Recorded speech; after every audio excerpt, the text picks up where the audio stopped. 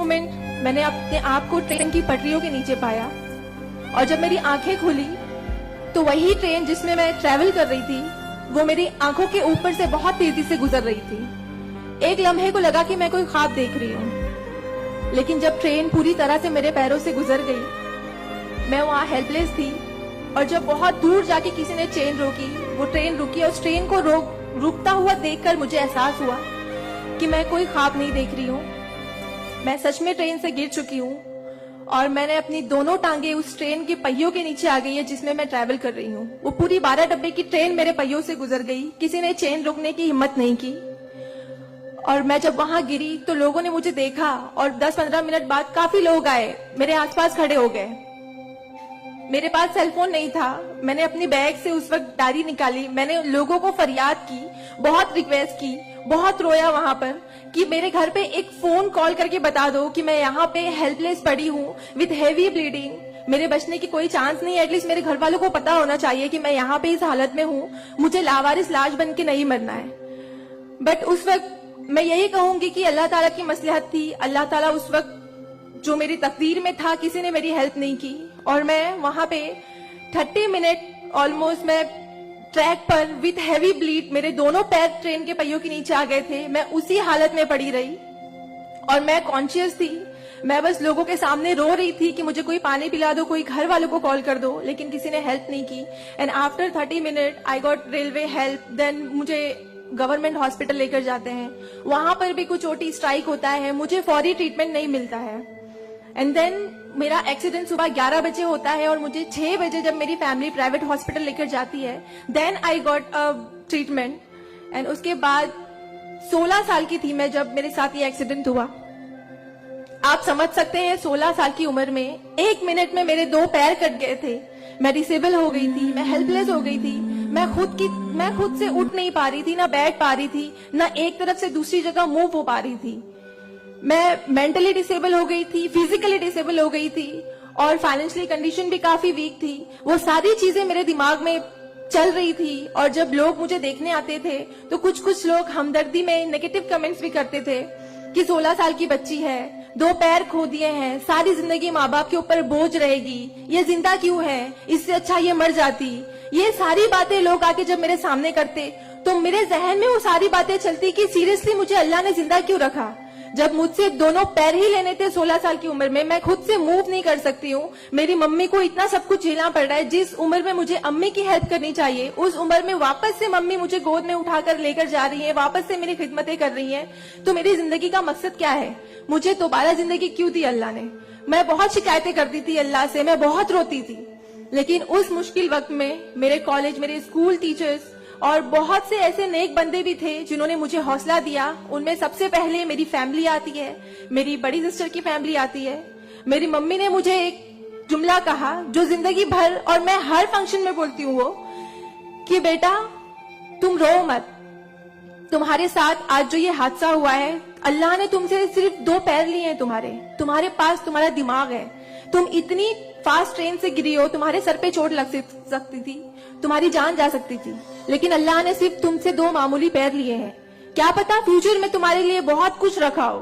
तब मुझे बातें उनकी समझ नहीं आती थी, लेकिन अल्हम्दुलिल्लाह अल्लाह का लाख लाख शुक्र है कि आज इस मौके पर जब लोग मुझे एज अ इंस्पिरेशन समझते हैं, एक आइडियल करते हैं, तो मुझे समझ में आता है कि मेरी अम्मी सच बोलती थी कि हौसला रखो, सिर्फ 2 टांगे गई है। आज मैं जब अपने प्रोस्थेटिक लेग से चलती हूँ तो लोगों को पता नहीं चलता कि मेरे पास 2 पैर नहीं है, मेरा एक पैर थाइस के पास से नहीं है, दूसरा नी के पास से नहीं है, बट लोगों को ये अंदाजा नहीं होता है। तो बस मेरी अम्मी ने जो एक बात कहा था कि अल्लाह पे यकीन रखो बच्चा, तुम्हारे साथ जो हो रहा है और जो होगा वो सब अल्लाह ने प्लान किया हुआ है, तुम बस हिम्मत मत हारो कभी भी और बस डटे रहो अपने जुनून के पीछे कि तुम्हें डॉक्टर बनना है। तुम्हारी 2 टांगे नहीं तो क्या हुआ, तुम्हारे पास दिमाग है, तुम ज़हीन हो, तुम आगे बढ़ो।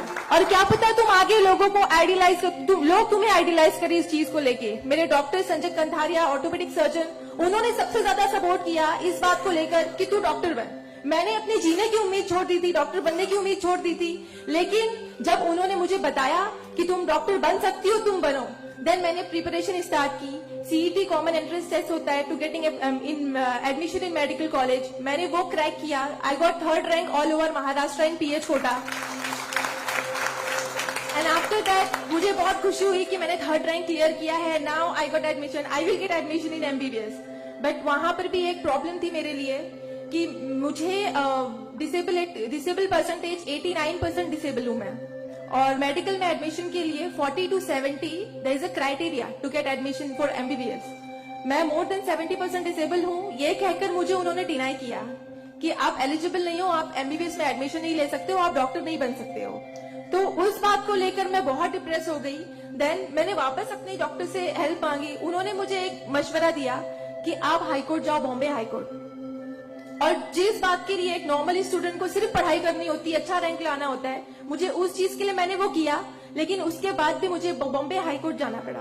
एंड मैं गई, मैंने अब हार नहीं मानी और मैं गई बिकॉज वो मेरा हक था, मुझे डॉक्टर बनना था. और जब मैंने वापस अपनी नॉर्मल जिंदगी स्टार्ट की, अपने प्रोस्थेटिक लेग से मैंने आना जाना शुरू किया, अकेले ट्रेन ट्रैवल करना शुरू किया.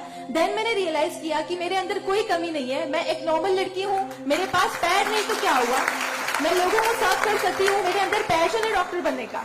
तो मैंने वो बस अल्लाह पे यकीन रखा और मैंने ये सोचा कि अगर अल्लाह ने मेरी किस्मत में रखा है डॉक्टर बनना तो मैं जरूर कोर्ट में फाइट करूंगी. एंड देन मैं बॉम्बे हाई कोर्ट गई 2011 और वहां पे मेरा केस डॉक्टर मोहित शाह, चीफ जस्टिस मोहित शाह ने देखा. उन्होंने मुझे ऑब्जर्व किया, मेरे प्रीवियस हिस्टरी रिकॉर्ड्स देखे, वो सारी चीजें देखे, और उन्होंने जब मेरा पैशन देखा डॉक्टर बनने का, सर्व करने का, देन उन्होंने मेरे फेवर में फैसला दिया. एंड 2011 अल्लाह का लाख लाख शुक्र है कि मुझे इंडिया के टॉप मोस्ट कॉलेज में एडमिशन मिला, which is SGS medical college and KM hospital.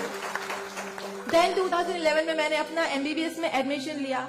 वो जर्नी बहुत आसान नहीं थी मेरे लिए क्योंकि मेरे पास 2 पैर नहीं है.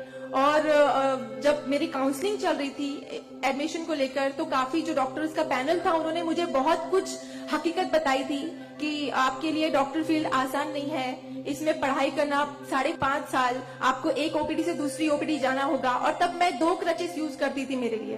तो आपके लिए बिल्कुल भी आसान नहीं है, आप हार जाओगे, 1 साल पढ़ोगे, दूसरे साल आप डिनाई कर दोगे, एडमिशन नहीं लोगे, आप गिव अप कर लोगे.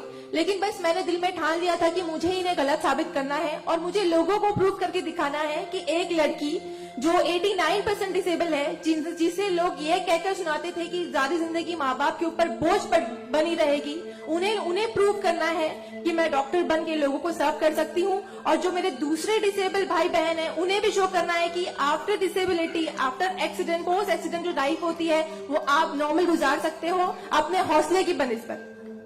तो मैं बस 5.5 साल मैंने बहुत कोशिश की, बहुत दर्द सहे, लेकिन मैंने अल्हम्दुलिल्लाह 2016 में फर्स्ट क्लास से मैंने अपना MBBS क्लियर किया. और इस बात को देखते हुए मुझे बहुत खुशी होती है, इस बात को बहुत प्राउड मोमेंट था मेरे लिए कि इन 2016 ऑन वुमेन्स डे 8 मार्च मुझे बॉम्बे हाई कोर्ट में फेलिसिटेट किया गया, जो एक हिस्टोरिक मोमेंट था वहां पर कि आउटसाइड से किसी को उन्होंने फेलिसिटेट किया. देन उसके बाद मुझे काफी कॉल्स आए एज अ मोटिवेशनल स्पीकर, मुझे काफी अवार्ड्स मिले. और तब मैंने सोचा कि मेरी जर्नी सिर्फ MBBS तक नहीं, मुझे लोगों को और प्रूव करना है कि 89% डिसेबल हो के अगर मैं MBBS कर सकती हूँ तो मुझे मेडिकल फील्ड की हायर डिग्री अचीव करनी है, which is MD, medicine in doctor in medicine. Then मैंने उसके लिए भी कॉमन एंट्रेंस टेस्ट दिया and again I got third rank in all over Maharashtra. और यहाँ पर भी देन अगेन उन्होंने प्रॉब्लम क्रिएट की मेरे लिए. After completing my MBBS with flying colours, उन्होंने वापस मेरा मेडिकल एडमिशन डिनाई किया कि आप नहीं कर सकते हो because you are 89% disable. Then मुझे एक बहुत हम्बल इंसान मिले, member of parliament Kirit Somaiya sir. उन्होंने फौरन से मेरी एप्लीकेशन सेंट्रल हेल्थ मिनिस्टर के पास लेकर गए और वहां से विद इन 2 days ये जो क्राइटेरिया है 40 to 70% डिसेबिलिटी का मेडिकल में एडमिशन के लिए, this is a 20 years old clause, और विद इन 2 days ये क्लॉज चेंज करवाया उन्होंने बिकॉज ऑफ माई एप्लीकेशन. वो क्लॉज चेंज होके बस ये है कि मिनिमम 40% क्राइटेरिया है और मोर देन 70% जो भी डिसेबल रहेगा they will get admission in medical field. तो मेरी जो जर्नी थी यहाँ तक की, और उसके बाद मैंने रिसेंटली 2019 में मैंने MD में एडमिशन लिया और with same college SGS medical college and KM hospital, और मैं अभी रिसेंटली फर्स्ट ईयर रेसिडेंट हूँ MD पैथोलॉजी में. मेरी जो यहाँ तक की जर्नी है मैंने बहुत अच्छे से तो नहीं